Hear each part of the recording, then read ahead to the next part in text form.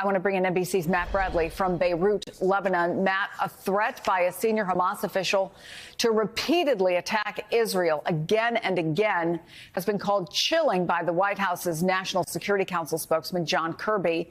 You just spoke with that same senior member of Hamas. What did he tell you?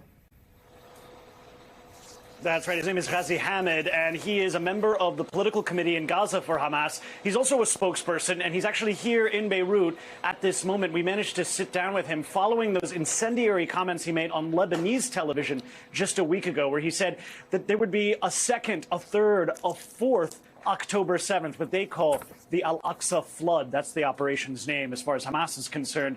So I asked him about that. What does that mean for the people of Gaza, and why should the Israelis trust their calls for a humanitarian ceasefire if they're planning on continuing to attack? Here's what he told me. But how can you ask for a ceasefire? How can you ask for Israel to stop their aggression when you go on television in Lebanon here last week and say that you will continue your aggression? You will continue to launch October 7th again and again and again. What do you want us to do? To stop? If you're asking for a ceasefire, it has to be two ways. No, I am talking that we want to continue against the occupation. This is our national, our legal right to fight against the occupation. It is according to international law, according to all the regulation in the world. It is in Europe you fight against the Nazis.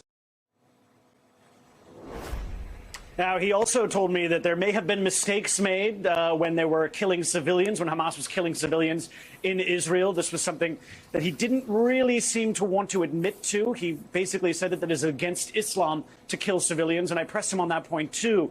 It was clear as day to everybody who was watching on television and on social media that Hamas, they uploaded their own videos of themselves doing this, that they had killed civilians. So this was something that he really didn't want to be drawn on. He was kind of dancing around it. But his main point, Chris, was that, yes, Hamas did this. They did it in the name of the people of the Gaza Strip and in the name of the Palestinians. But the Palestinians, he said, have no real alternative to Hamas, because Hamas is the only one that is really trying to fight against the Israelis. The peace process has now been essentially rendered null and void. The Palestinian Authority, the Palestinian, in the West Bank, which governs the West Bank, they are essentially feckless at this point.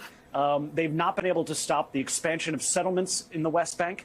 So for him, Hamas is doing God's work. It is the only one that is representing the Palestinian people, and if that requires more violence, which is what he told Israeli television, then they will continue to press that case. I also asked him, yes, there are civilians who are being killed in Gaza, very many civilians who are being killed in Gaza, but those are civilians that didn't necessarily vote for Hamas. They didn't ask for this operation, and they almost certainly watched with dread as they saw the number of civilians who were killed in Israel, and they saw and expected and have now received an insane punishment from the Israelis, a horrific punishment that is now coming on top of the civilians of the Gaza Strip, one that, was nothing that they asked for.